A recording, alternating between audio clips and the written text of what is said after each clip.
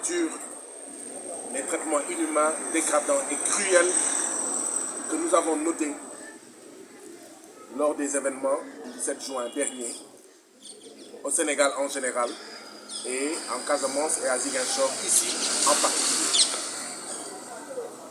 Nous voulons dire fortement que la Casamance ne doit pas être une zone de non-droit où certains gendarmes peuvent se permettre d'attraper des citoyens dans le cadre de manifestations, de les torturer, de leur casser le crâne, de les insulter, de les piétiner et les laisser sans soin pendant 5 jours, de les menacer d'aggraver leur sexe. La Casamance ne peut pas être une zone de non-droit où, quand certains se voient délivrer un mandat de dépôt, sont fouillés, sont dénudés, enlevés de tous leurs vêtements avant d'entrer dans la prison de Ziguinchor. 34 parmi les 36 qui ont été arrêtés les 17 et 18 juin dernier, avant d'entrer dans la prison de Ziguinchor, ont été totalement dénudés. Et pire, on leur a demandé de faire des pompes tout nus, et certains en ont fait jusqu'à être exténués, jusqu'à tomber parce que n'arrivant plus à rester debout. La Casamance ne saurait être une zone de non-droit où les manifestants sont considérés comme des pentades et des pigeons sur lesquels la gendarmerie ou d'autres agents des forces de défense et de sécurité peuvent impunément tirer. C'est pourquoi nous exprimons aujourd'hui toute notre solidarité à la famille de Idrissa Goudiaby, pour lequel nous prions que son âme repose en paix. Nous exprimons toute notre solidarité à sa famille et contribuerons à ce que la lumière soit faite, la justice soit faite sur la tuerie dont a été victime Idrissa Goudiaby, mais également sur les tortures dont ont fait l'objet les 14 manifestants qui ont passé 5 jours à la gendarmerie. Nous tenons aussi à informer l'opinion qu'ils étaient 15 à entrer à la gendarmerie de Néma. L'un des 15, parce qu'il est apparenté à un des gendarmes de Néma, a été libéré. Et donc dans ce pays-là, le ridicule ne tue plus. Nous dénonçons le 2 poids 2 mesures. La gestion à géométrie variable qui est arrivée jusqu'à nos forces de défense et de sécurité.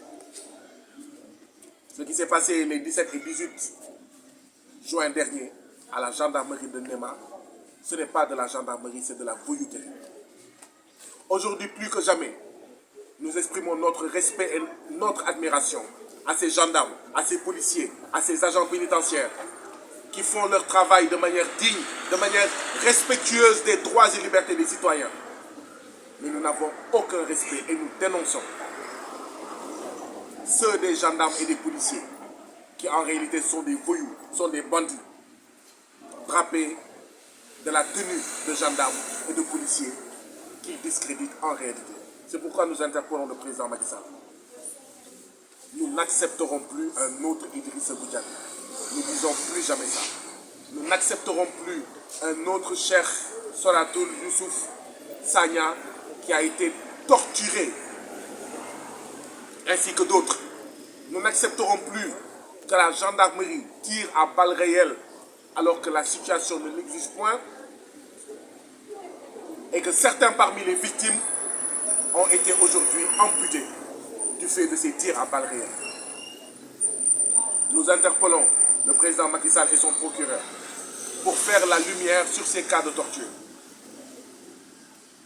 Nous dénonçons le mensonge d'État qui est en train d'être distillé, inoculé par doses dans l'opinion pour faire croire la fausse idée d'une mort par arme blanche de Idrissa Goudiaby.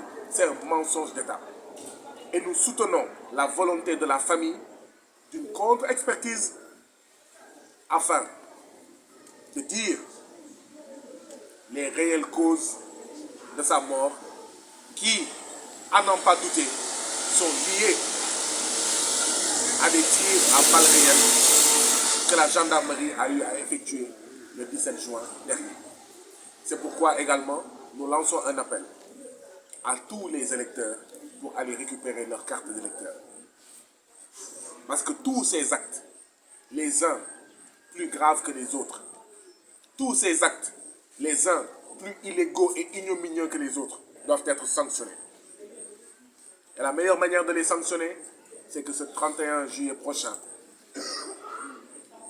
qu'on mette dans les urnes un bulletin contre le président Macky Sall, contre Benno Bokk Yakaar, contre sa politique de stigmatisation de toute la Casamance, contre sa politique irresponsable consistant à étiqueter toutes les Casamancaises et tous les Casamançais en inscrivant sur leur front l'étiquette infamante de rebelle. Oubliant lui-même, président Macky Sall, qu'il est le premier rebelle, parce qu'un rebelle, c'est celui qui défie l'autorité. Or, le président Macky Sall, en servant ses intérêts personnels, les intérêts de la France et de l'impérialisme, et non ceux des citoyens sénégalais, est le premier des rebelles. Je vous remercie.